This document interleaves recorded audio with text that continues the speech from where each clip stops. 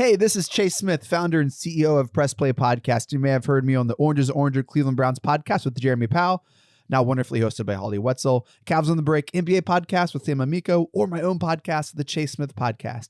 I wanted to take a few moments to talk to you about a brand new subscription-based podcast we're offering this football season, the Press Play Sports Podcast.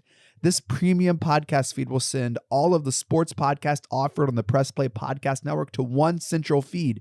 Yes, you can still follow and subscribe to all of our individual shows for free on every podcast platform. But if you wanted to consolidate your podcast feed and listen to them all in one location, the Press Play Sports Podcast is for you. I'm talking the Oranges and Oranger Browns podcast with Holly Wetzel and Jeremy Powell, Red Guy and Rhoda, Sable Brothers on the Baseline, Cavs on the Break, the Dennis Manoloff Show, the Ball Card Show, the Premium Fantasy Podcast, a Swing and a Tribe MLB podcast, and the Tim and Shipe Show, a college football podcast, all in one feed. All 9 of our sports shows curated into one single podcast feed. Out the door, you're looking at $5.36 a month after tax. That's $5.36, just about the cost of a drink at Starbucks. And this is only offered on Apple Podcasts. You can't get this anywhere else. It's an Apple Podcast exclusive. Just go to the search bar and search Press Play Sports. It'll come up and you can subscribe from there.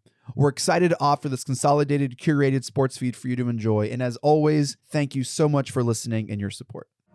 Part of the Press Play Podcast Network. Welcome to the latest edition of the Dennis Manoloff Show, part of the Press Play Podcast Network.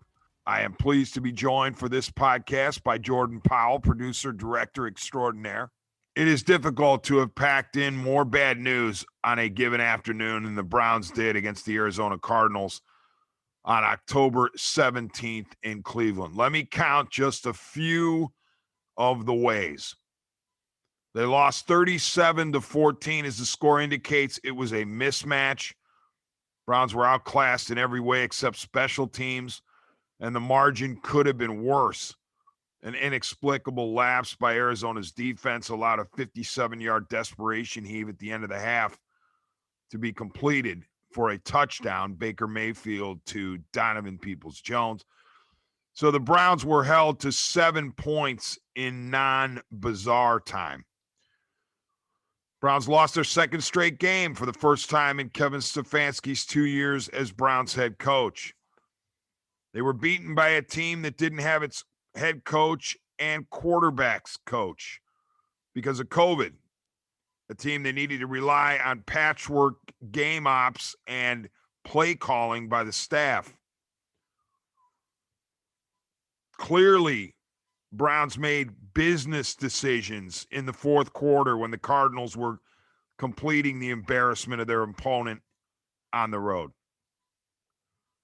Browns suffered injuries to notables, including Kareem Hunt, the running back, and Jeremiah Owusu-Koramoah, the linebacker, both of whom will be out for a while.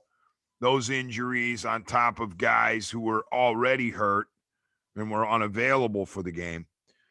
In-game injuries also suffered by quarterback Baker Mayfield and wide receiver Odell Beckham Jr. Baker Mayfield's non-throwing shoulder, the left, continues to take a beating. He had entered the game with a partially torn labrum. So, Mayfield, known to be a gritty, gutty competitor, we'll get into that in a little bit, has a bad wing as his lead arm. Browns were also beaten by a team that, according to the great analysts such as Jake Burns, the guys who do the snap counts and know the game backwards and forwards, said that the Cardinals were running a 6-2 alignment, selling out to stop the run. When you have a 6-2 alignment, the passing game is open for business. The Cardinals said, yeah, we're going to see what Baker Mayfield can do to try to beat us. And guess what? He didn't do a whole lot. Passing game was brutal. So the Cleveland Browns had myriad issues, myriad problems on their way to this. I mean, there's no other way to put it. Embarrassing defeat. I'm looking at the final numbers. Cardinals did pretty much whatever they wanted, whenever they wanted. 24 first downs, 8 of 15 on third down, 1 of 1 on fourth down. And like I said, I think the Cardinals could have made it worse. They took their foot off the gas. They played conservative in certain spots, and they still dominated. Held the ball for 34-39. It was supposed to be a matchup, well, an exciting matchup. It was definitely a matchup, but it was supposed to be an exciting matchup of the former Oklahoma quarterbacks, the former Heisman Trophy winners, and the former number 1 overall picks. I guess with Heisman Trophy, you're not a former Heisman Trophy winner. You are always a Heisman Trophy winner, but you're a former number 1 and you formerly played at Oklahoma. But anyway, Kyler Murray of the Arizona Cardinals versus Baker Mayfield of the Cleveland Browns.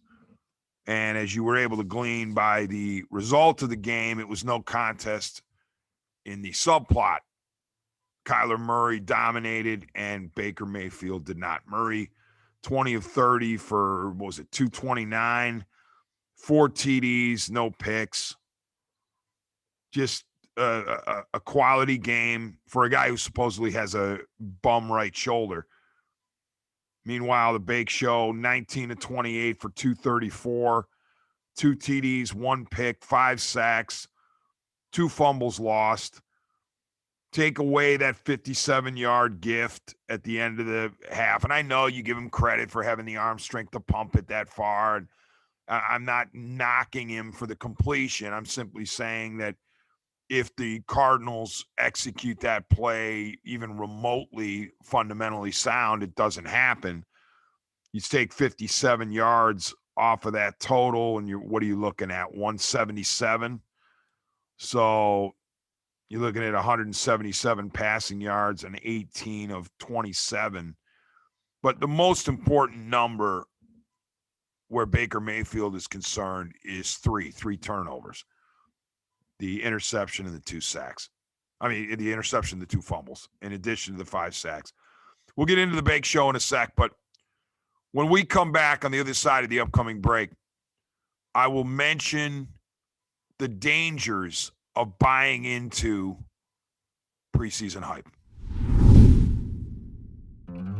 Hi, this is Maria Gincola with Mindful MMJ Ohio.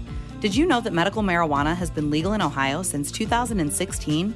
If you have one of 25 qualifying medical conditions, you can obtain your medical marijuana card today. The most common conditions are chronic pain, including migraines and back or joint pain, PTSD, fibromyalgia, spinal cord disease or injury, and cancer. If you or someone you know is interested in learning more or to find out if you qualify, visit mindfulmmjohio.com and fill out the short pre-qualification form. The process of finding a physician, filling out paperwork, obtaining medical records, and scheduling an appointment seems like it would be a daunting process for most. But, lucky for you, Mindful MMJ Ohio will help you every step of the way to make the process quick and easy. In most cases, we can approve a qualified patient within 24 hours. And the visit is virtual, so you don't even have to leave home. So what are you waiting for? Visit mindfulmmjohio.com today. That's mindfulmmjohio.com. Let us help you be more mindful of your health and find a natural way to find relief from your symptoms.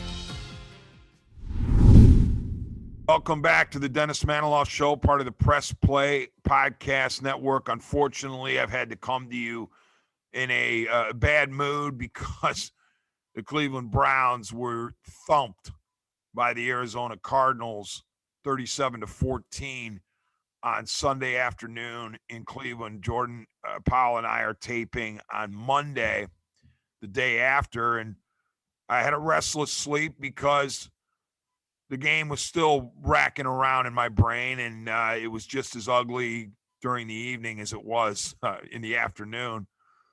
So I'm sitting here and I'm trying to make sense of the Browns' 3-3 record. And then I had to remind myself, wait a minute. I was not one of those people who was crowning the Cleveland Browns in the offseason. I have done that.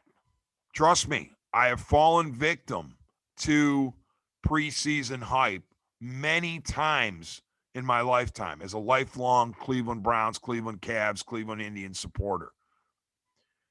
With the Browns, the most recent time I fell for the banana in the tailpipe was 2019.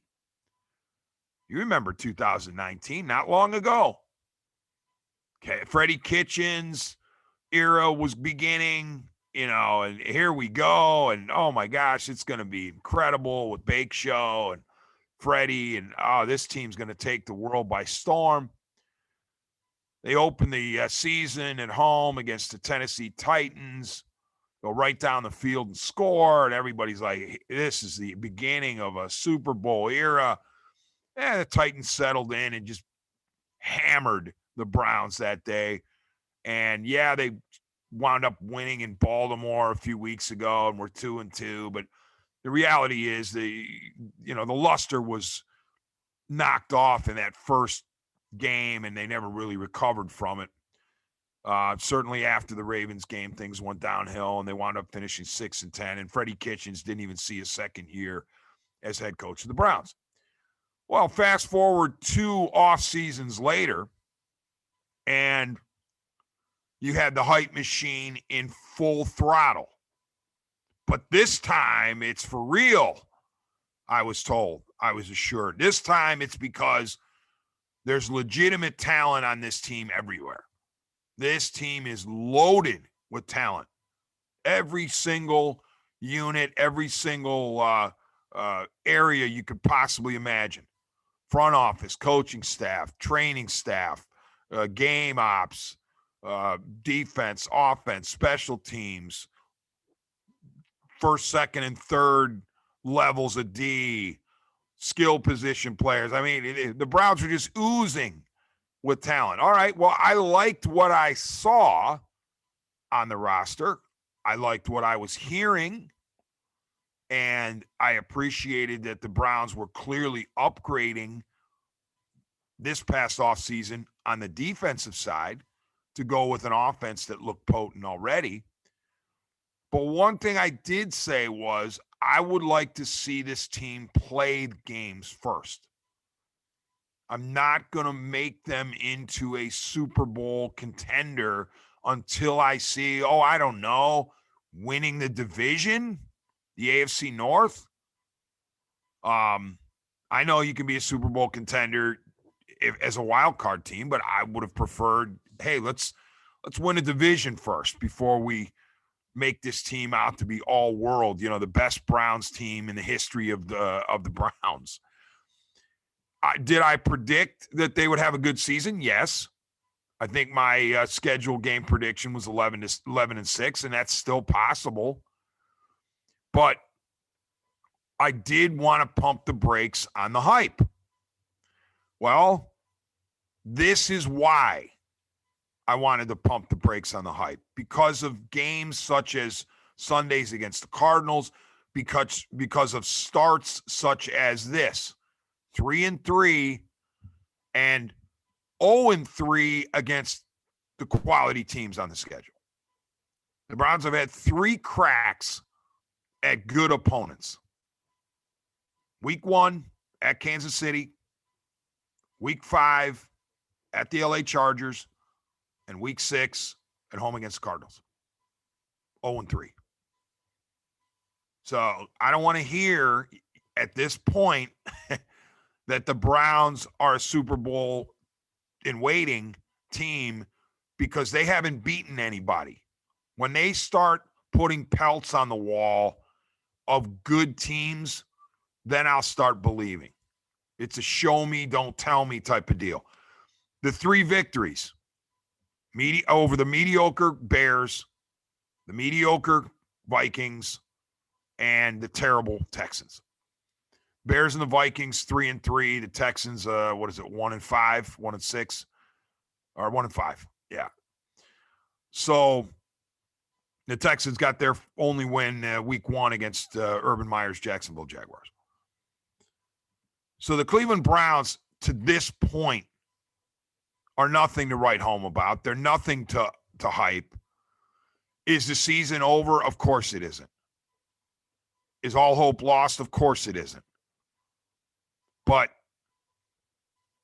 let's use this 3-3 start in Browns country as a reminder of how easy it is to get sucked into the potential for a paper tiger and the hype machine going on overdrive, and how much fun it is to imagine that this team is a juggernaut when it hasn't proven anything yet.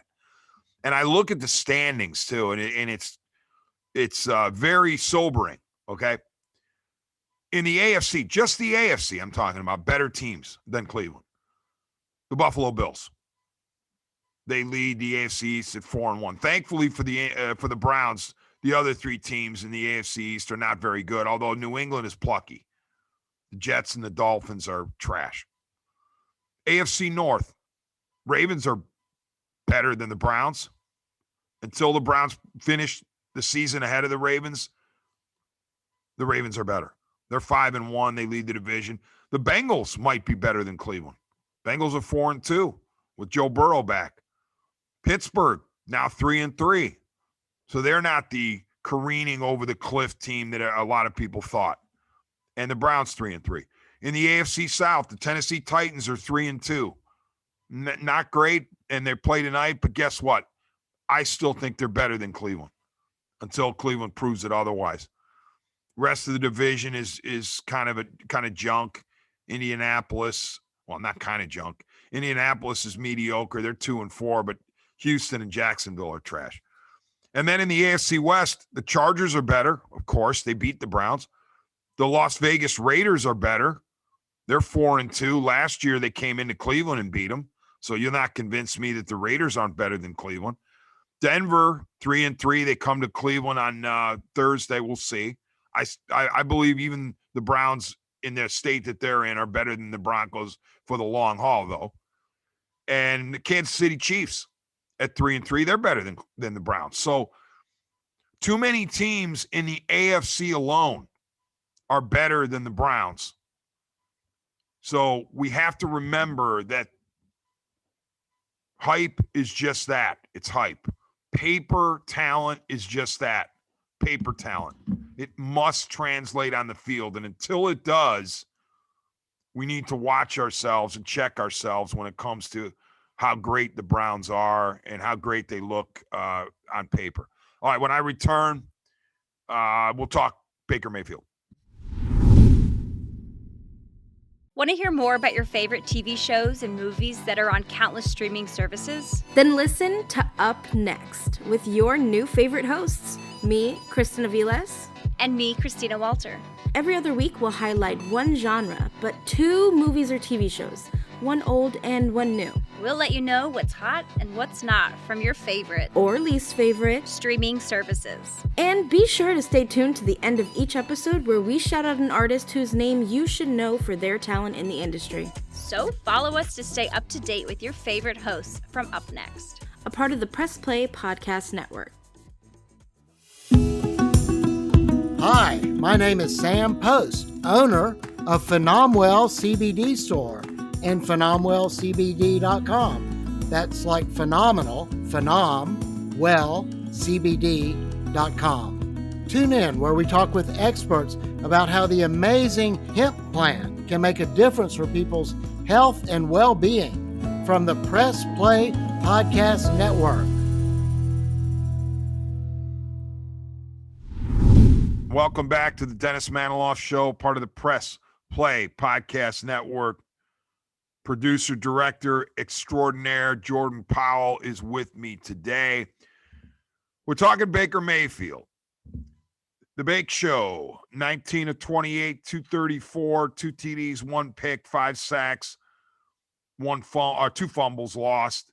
Just not a very good performance at all for Baker Mayfield. The numbers were inflated by a 57-yard desperation heave at the end of the half that was completed to Donovan Peoples-Jones that gave the Browns half of their point total for the game. It wound up being half their point total for the game. So in non-bizarre time, as I mentioned in the first segment, the Browns only scored 7 points at home against the Arizona Cardinals. Cardinals team that was missing notables such as dynamic edge rusher Chandler Jones. So Baker Mayfield did not play well, and unfortunately, for those who want to see the Browns succeed, and for those who want to see, for that matter, Baker Mayfield succeed, it has not been a particularly good start to the season for Browns QB1, number 6. Mayfield, I wouldn't say he's picking this time, but it's the wrong time for Baker Mayfield to have, shall we say, suspect year, because I wouldn't call it a bad year, but it's certainly not a good year. Mediocre year, just like his team. Not a good time for Baker Mayfield to have a mediocre season. A season that's full of question marks. And that's what he's having right now. And the stat that I look to when I try to figure out these days how good a quarterback actually is total QBR. ESPN came up with that stat a while ago, and it's one of their metrics. And it's not the be-all, end-all, but it's a pretty darn good indicator of the quality of performance by a quarterback on a given week. And then, it's, of course, a cumulative thing. And it's a scale of 1 to 100. 75 is typically Pro Bowl caliber. 50 is average. And you see how that goes over the course of the season. Total QBR, it takes into account many, many things. It's not like, for example, passer rating that just has a few criteria.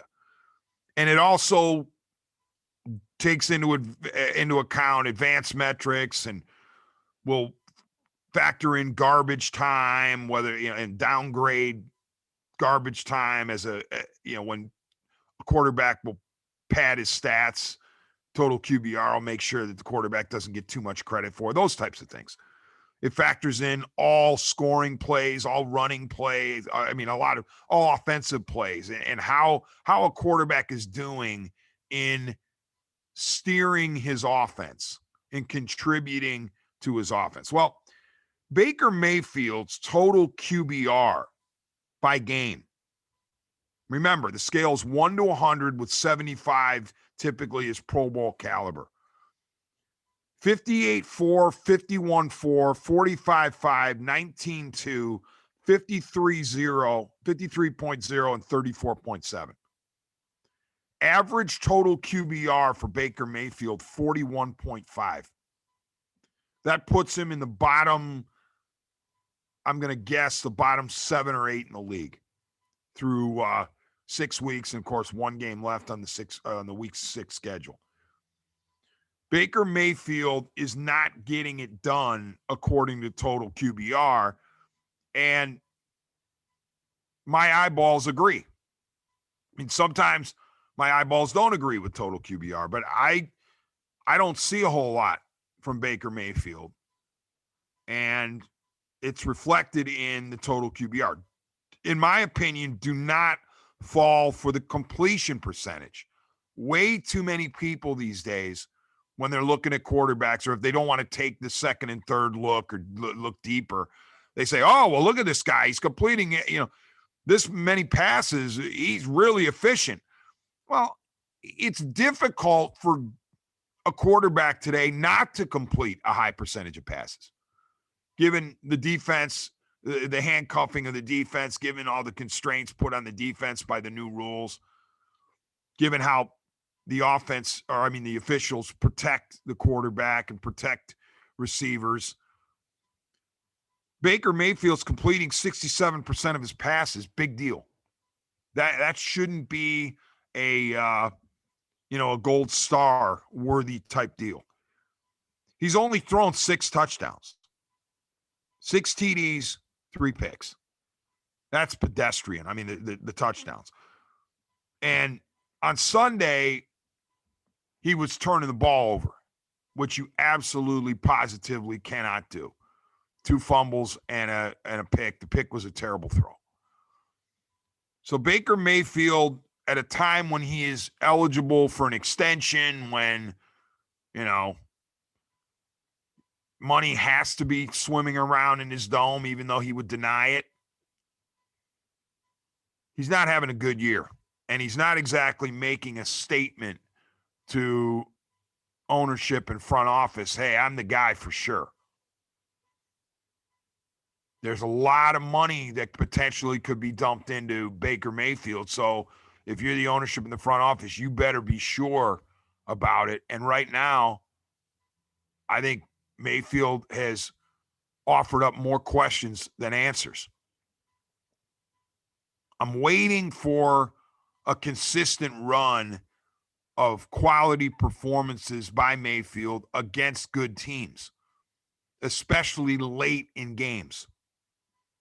And here you are already this season, 4 times he's played against either good teams or a mediocre team in the case of Minnesota. And he's had the opportunity in the fourth quarter to either win games or make them competitive, as was the case against Arizona, or preserve a lead, maybe expand a lead from a 1-score lead to a 2-score lead, as was the case in Minnesota. And all 4 times he's come up short. Week 1, Kansas City at home, or on the road. Fourth quarter, you got the ball, chance to go down the field and score. Even though Mayfield played well up to that point, the defense gave up points late, and Patrick Mahomes had a comeback. Baker still had the ball in his hands with a chance to take the Browns down the field and win the game. Didn't do it. Week 4 at Minnesota, maximum stress on the defense en route to a 14-7 victory. Mayfield had opportunities in the fourth quarter to expand that lead, give the Browns defense a little bit of a cushion, a little bit of margin for error. It wasn't able to do it. Week 5 against the Chargers, up 1 with the ball late fourth quarter, down 5 with the ball late fourth quarter. Both times possessions went nowhere. And then Sunday, trying to make it competitive, sputtered, particularly in the third quarter. Baker Mayfield needs to begin to play well, and he needs to do it soon. And I know it's difficult for him. I can't even imagine how difficult it is for him right now with that injury to his left shoulder. I don't even want to pretend to know how difficult it is to play in the NFL, period, let alone play quarterback with a bad wing. I don't care which wing it is. So hats off, helmets off to Baker for being gritty, gutty, a competitor. We know he's a gamer. It's amazing, his pain threshold. I'm serious. That's all a credit to him. But as long as you're going to go out there, you're going to be judged by what you do on the field. It can't always be, well, he's hurt. Well, he's hurt. Don't you understand he's hurt? How can you expect him to do anything? He's hurt. Then you go through the whole season. At the end of the season, you go, well, what could you have expected from him? He was hurt all season. Now pay him. No, it doesn't work that way. He is under scrutiny because he's a quarterback in the NFL. He's under a lot of scrutiny because he's a quarterback of a team with Super Bowl aspirations. And, oh, by the way, he happened to be a number 1 overall pick in 2018. So whether he's injured or not, he is going to be judged by what he does on the field. And right now, what he does on the field, what he's done on the field is not good enough. Nowhere near good enough. And yeah, there are extenuating circumstances beyond just his injury. Okay, the offensive line against the Cardinals was missing both tackles. Jed Wills on the left and Jack Conklin on the right. And against the Cardinals, they didn't have Nick Chubb, and Kareem Hunt left late because of the ankle. And his receivers have dropped balls, and his receivers have run the wrong routes, and there's been confusion with a play here. Okay, fine. But every quarterback goes through this kind of stuff. He's not the only one who has to deal with injuries to himself or to his teammates. He's not the only one who has receivers dropping balls or running the wrong routes. So it's problematic right now is what I would say for Baker Mayfield. He needs to step it up about 5 notches, not only for his team and for the fans and for the chances of this team going far, but also for his bank account. All right, when we return, we will take a quick look around the NFL Week 6. This is Mike Voorhees, co-host of the Swingin' a Tribe MLB podcast. If you love Cleveland Indians baseball, then this is the pod for you. We've got you covered each week as we talk about all the games, breaking news, trades, the roster, all things Tribe. You're going to love it. Go Tribe. Hello, Brooks here with the Books with Brooks monthly book club podcast. We read one book a month and then we talk about it. Books like Stephen King's The Shining or Where the Crawdads Sing by Delia Owens. If you're on the hunt for book recommendations and enjoy sparkling conversation, come read along with us and then listen in.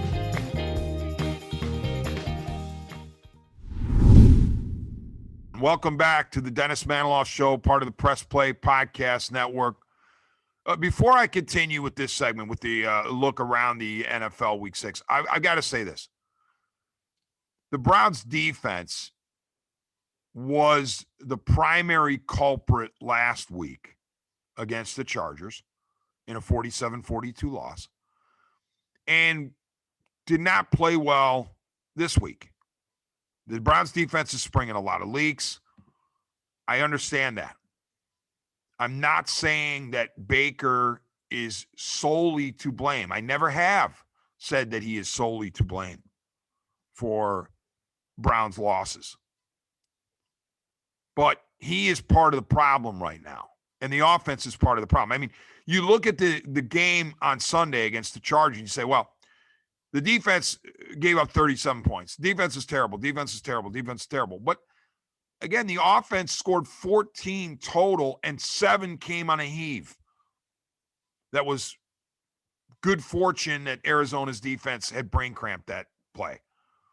So while the defense was not good, I almost said awful, it was really bad, the offense wasn't exactly setting the world on fire. 1 legitimate touchdown at home. When you got the Arizona Cardinals out of their climate-controlled conditions, and I know the weather wasn't terrible in Cleveland on Sunday, but you got the Arizona Cardinals on the road, and you only score 7 points against them? 7 legitimate points? That's my point about that. And the previous week, you hear people say, well, how can you get on Baker because he did his job for 3.5 quarters, and if it hadn't been for the defense, yeah, well, okay, defense was bad, really bad. This time it was awful against the Chargers. But when the game is on the line, how does Baker respond? I mean, sometimes even when you've played well for 3.5 quarters, you're not going to be judged until that final half of a quarter is played, winning time. And that's where Baker came up short against the Chargers, and where unfortunately he hasn't done a whole lot this year against decent to quality opponents. Week 6 schedule, it does give me pleasure because I like this man as a college head coach. I don't like him off the field, but I liked him on the field as a coach for Ohio State. Gives me pleasure to say Urban Meyer is on the board. Urban Meyer, 23-20 over Miami. His Jacksonville Jaguars beat the Dolphins in England, across the pond. And yes, it's true, Urban Meyer did get on the team plane on the flight back to Jacksonville. Thank goodness there wasn't a pub crawl afterwards where he told his players, I'll be back in the United States in a couple of days. So Urban Meyer gets the victory, his first as an NFL head coach, snaps the Jacksonville Jaguars losing streak at 20. They had lost the last 15 of 2020 and then the first 5 of 2021. Herb, lucky to have his job after the fiasco, after the Bengals-Jacksonville game in Cincinnati on the previous Thursday, or 2 Thursdays earlier. But he did still get his job. He was retained, and he won. He beat the Dolphins, so good for Urban Meyer. The question is, will he be able to run down Nick Saban and Nick Saban's NFL victory total of 15, which Saban achieved in 2 years of regular seasons with the Miami Dolphins? I think 15 is a lofty goal for Urban Meyer, given the state of the Jaguars, but they're on the board. That's what matters. While the Browns were losing, the Guardians, while the Browns were losing, rest of the division was winning. Baltimore dump trucked the LA Chargers 34-6 in Baltimore. Pittsburgh beat the Seattle Seahawks in overtime 23-20. And the Bengals went to Detroit and handled the Lions 34-11. Packers won their 5th in a row, 24-14 over the Bears. Indy throttled the terrible Texans 31-3 at home. The Rams destroyed the Giants 38-11 on the in the Meadowlands. Kansas City came back. I shouldn't say hammered. They were down at half. They came back to beat the Washington football team 31-13. Something doesn't feel right, doesn't look right with the Chiefs at the moment, but they get the benefit of the doubt, unlike the Browns, because they've been there and they've done that. They've been to the last 2 Super Bowls. They won 2 years ago. They lost last year. So this is a team that deserves the benefit of the doubt. They'll figure it out. The Browns haven't proven anything, so I'm not going to say, well, the Browns should get the benefit of the doubt too. Las Vegas Raiders at Denver, 134-24.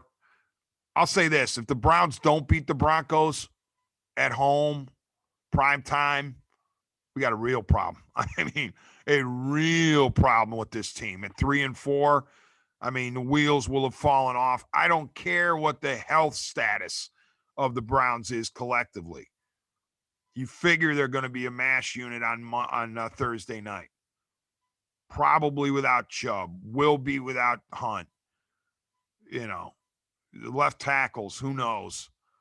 It's going to be a problem for them health-wise, but I'm sure Denver's banged up too. They got to travel. You're in prime time. You're at home. You're coming off of a stink bomb in your own building. You better win if you're the Cleveland Browns. And as we know in the NFL, it's week-to-week league. One victory can spring you. Maybe that starts the Browns on a run, and we'll look back on this 3-3 and go, it was nothing. Maybe the Bake Show goes on a tear, and all of a sudden they're like, wait a minute, it's time to pay them. But at this moment, I don't like what I've seen from the Cleveland Browns. Other scores, Dallas went to New England and won an OT, 35-29. Minnesota went to Carolina and won in overtime, 34-28. And, of course, we have Buffalo and Tennessee tonight, Monday night, as the finale of Week 6. And the reason I read these scores, the reason I keep an eye on the rest of the league is because I want to know, where do the Browns stack up? And, unfortunately, they don't stack up particularly well. They don't pass the eye test against a lot of these teams. If I'm going to add in the NFC to the mix, the Browns are not better than Green Bay. They're not better than, let's see, I don't know about the 49ers. They're certainly not better than Dallas.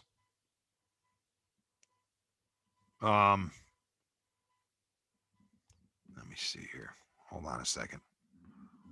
NFC. They're not better than Dallas. They're not better than Green Bay. They're certainly not better than Tampa. They might not be better than New Orleans. They're not better than Arizona. They're not better than the Rams.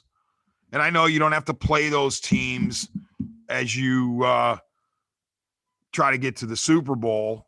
I mean, you don't have to play them in the playoffs, but it's worth mentioning because you want to see how does this team stack up against the rest of the league. And right now it's not good. This team's mediocre. It is what it says, what its record says it is, mediocre. All right, final segment of Dennis Manoloff's show will be a look ahead to Cleveland Cavaliers opening night.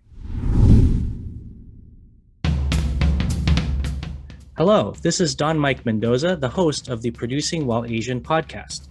Join us to listen in on conversations with everyone who identify from producers to non-producers who all are part of the AAPI community. There's all that and more on the Producing While Asian podcast here on the Press Play Podcast Network.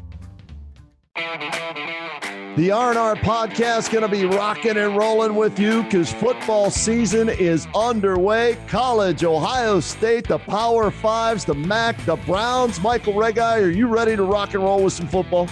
Kenny, I've been ready. This is our time of year. This is what R&R is all about. We're going to be with you every week. Kenny just said it, Browns, NFL, Ohio State centric. So you got to stay with us all fall and winter long here on R&R. That's right. The Regai and Rhoda podcast coming to you here on the Press Play Podcast Network. Subscribe now and don't miss a show.